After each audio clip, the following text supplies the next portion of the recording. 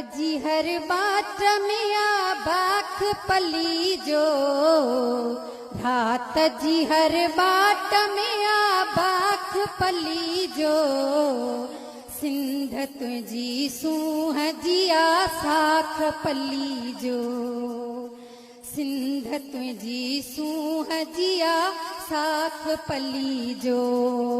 मुझे पलीजो साहब से ये याद आता है कि जब उनका मैं आर्टिकल छापता था तो वो उनका फोन पे फोन आता था, फोन पे फोन, और 11:30 बजे किसी वक्त कॉपी डाउन होती थी और प्रेस चलना शुरू होती थी, तो मेरी जिम्मेदारी थी कि वहां से पहला पर्चा उठाऊं और उनके ड्राइवर को पकड़ा दूं, जो कि ज़ाब्ता इखलाक के खिलाफ भी था, क्योंकि वो अगर वो अखबार किसी कॉम्पिटिटर अखबार को मिल जाए तो गैर सियासी तवील तरीन इंटरव्यू लिया, जो कि लिटरेचर, फिलासफी, आर्ट्स और दीगर चीजों पे था।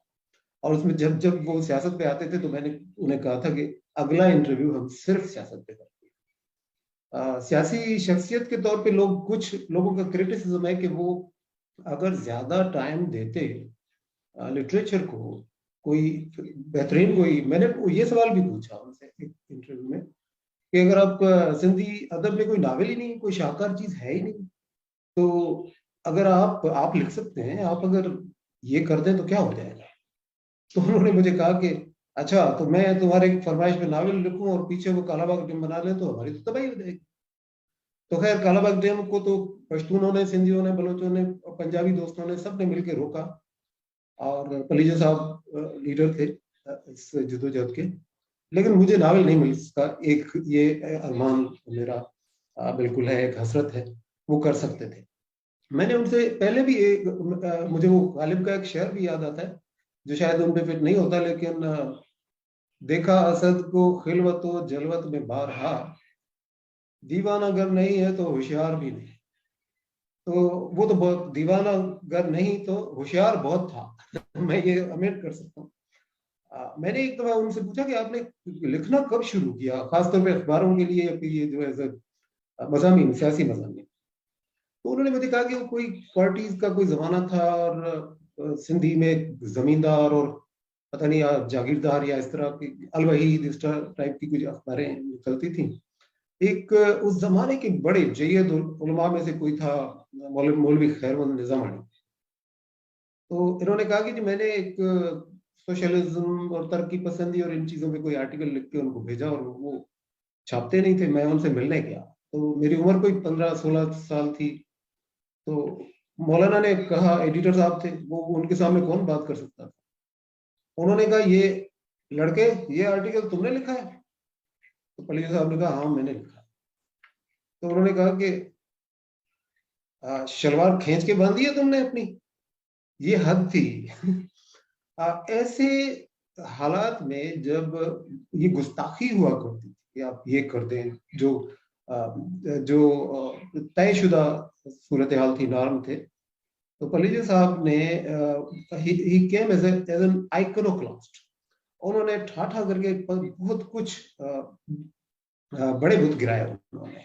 अभी कह रही थी जैसे रेहाना की लड़कियों को आगे ले आए, सिंधी सोसाइटी के कई रवाज और रवायतें जो थी उनको इनकलाबी बनाया, जेंडर इक्वलिटी लेकर आए, और खवातीन की पहली इतनी मूवमेंट उन्होंने ये बिल्ड की। तो पलीजो साहब का इस तरह लिहाज से तो जो कंट्रीब्यूशन है वो, मुझे तो क्रिस्टोफर मार्लो का एक शेर याद आता है जिसमें उन्होंने कहा था कि गिव मी अ किस and make me immortal with a किस। तो मुझे लगता है कि पलीजो ने, अगर वो चाहता तो कुछ और भी कई चीजें कर सकता था। उसने मेरे गरीब देश को, सिंध को किस किया और उसको इमॉर्टल बनाया, नहीं तो मेरे मुल्क में है क्या। खुद मैंने उनसे पूछा, पलीजो साहब आपके गांव में के बारे में कुछ बताइए। तो कहने लगे, हाँ, एक तो पानी नहीं है, दूसरा छांव वाला दरख्त नहीं है, बाकी सब अल्लाह का शुक्र है। तो आप देख लीजिए, बाकी अल्लाह का शुक्र। जो जुंग शाही है जिस इलाके में वो पैदा हुए थे, तो उनके गांव में, तो सिंध को मैं जब देखता हूँ तो वो कई चीजों में हमारे डेवलपिंग वर्ल्ड, जिसको सो कॉल्ड डेवलपिंग, पता नहीं वो कितना डेवलप हो रहे हैं, उसके कई ऐसे छोटे छोटे ममालिक हैं, उनके अंदर मुमासलत उस तरह की हो सकती है। तो ऐसे गरीब मुल्क में पल्लीजो साहब का इस तरह पैदा होना एक गैर मामूली वाकया है हमारे हिसाब किताब से। करोड़ों में कोई एक हो सकता है पल्लीजो। कोई हर जो जैसा जीनियस, और इस तरह के लावारिस मुल्क जैसा कि हमारा है, उसमें उसने हमें कनेक्ट किया पश्तूनों के साथ, वो हमें लेके गया बलोचों के साथ। वो खैबर बख्श बरी के केस उन्होंने चलाए, वो जेलों में हर जगह गए। पहले इकबाल तरीन कह रहे थे, गुलाम अहमद लगारी का जिक्र कर रहे थे कि वो हम जब नौजवान थे जेल में गए तो वो वहां पे विराजमान थे और लग रहा था कि उनका बड़ा तसल्लुत है। तो ये लोग, मुझे बात याद आई कि ये लोग तो फातेह जेल खाना जात हुआ करते।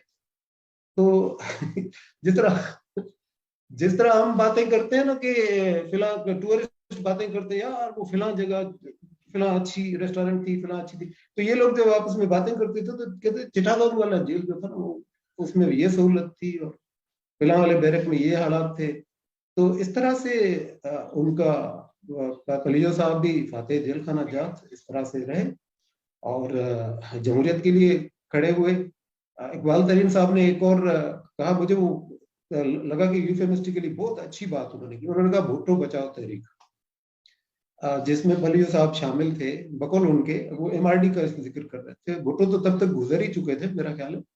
और लेकिन पीपल्स पार्टी और डेमोक्रेसी बचाओ या वट एवर वो चल, उस तहरीक का हिस्सा बनने के बावजूद पीपल्स पार्टी ने उनके खिलाफ उम्मीदवार खड़ा किया। उन्होंने किसी भी और जो कायदीन थे एमआरडी के, उसमें से किसी भी कायद के खिलाफ फैसला किया था पीपल्स पार्टी ने कि हर किसी के खिलाफ हम उम्मीदवार खड़ा नहीं करेंगे ताकि वो बिना मुकाबले हो सके, मुंतखब हो सके। ये उनके साथ ट्रेजेडी थी। उन्हें बड़ा गुस्सा भी था उस पर, पीपल्स पार्टी पे। और जुगशाही से गुजरते हुए ट्रेन रुकी, बेनजीर साहबा ने तकरीर कर दी, पल्लीजो को शिकस्त हो। एक तो आपने उम्मीदवार भी खड़ा किया, ऊपर से कैंपेन करने भी उधर आ गए। जब पीपल्स पार्टी के लोग एमआरडी की गिरफ्तारियों के वो सेशन जो थे वो तो खत्म हो गए थे, फिर तो ये तो पलीजो की पार्टी थी, सिंधियानी तहरीक, और ये लोग थे जो एमआरडी को आगे लेकर जा रहे थे। अगर सिर्फ पीपल्स पार्टी होती तो 2 महीने में ही वो कहानी खत्म थी। जेलों में गए, कुछ लोग आए बटेरे वगैरह और वो जेलों में चले गए, इस तरह से कहानी खत्म हो गई। तो एनीवे, तो उसका विजन था और उसकी जो कंट्रीब्यूशन है, मैं बड़ी डिसऑर्गेनाइज गुफ्तगू कर रहा हूँ, इसके लिए माजरत। जहां जहां से मुझे कुछ याद उनकी बारे में आता है तो वो मैं आपको बता रहा हूँ। पार्टी वर्करों को कहते थे सारे अदीबों के पास जाके मिलो, उसके साथ मिलो, उसके साथ मिलो, इवन जो मुखालिफ है उनके साथ भी जाके, क्योंकि ये मेरी कॉन्स्टिट्यूएंसी। लिटरेचर उनकी कॉन्स्टिट्यूएंसी थी। सियासत में वो आए हुए थे, पता नहीं क्या अचीव कर पाए एक तरह से। लेकिन ये तो तयन करना पड़ेगा बाद में कि क्या नहीं हुआ, किस तरह हुआ। लेकिन अवामी जमहूरी इनकलाब जिसको जो वो कहते थे, उसके लिए नए स्ट्रक्चर उन्होंने जरूर जो खड़े किए। बहुत एक मुझे अनएक्सेप्टेबल लगता है उनकी गैर मौजूदगी। और क्योंकि मुझे नहीं पता अब कितने बड़े अरसे के बाद कोई हमें इस तरह का की शख्सियत मिलेगी जिसके साथ हर दौर के लोग, आप देखें उनके हम उम्र भी थे, दूसरे भी थे, फिर बाद में एक और जनरेशन के लोग जो थे, आखिर में बच्चों तक वो उन्होंने उनके साथ दोस्तियां और ताल्लुक बनाया सियासत के अंदर। तो कई जनरेशन्स को उन्होंने इन्फ्लुएंस किया और आगे भी इस तरह से उनका ये जारी रहेगा। तो मैं जब वो शायरी वायरी करके उन्हें सुनाता था तो वो उस पर कमेंट भी कब करते थे, अक्सर कहते थे कि कोई खास चीज नहीं है। मैंने कहा खास चीज इसलिए तो मैं है ही कुछ नहीं है सच। लेकिन मैंने एक नज़म लिखी थी तो उन्होंने मुझे कहा कि फैज साहब का एक शेर भी उन्होंने पढ़ा कि जिस धज्जी को गलियों में लिए फिरते हैं तिफलां, ये मेरा गिरेबान है कि लश्कर का आलम है। तो फैज साहब को वो जैसे पढ़ते थे, लतीफ को वो जैसे पढ़ते थे, जैसे समझाते थे, जिस लहजे में पेश करते थे, उसको बड़ा मिस करता हूँ मैं। और थैंक यू सो मच। मुझे कहने के लिए बस इतना ही मेरे ख्याल में काफी, क्योंकि मैं जज्बाती हो रहा हूँ।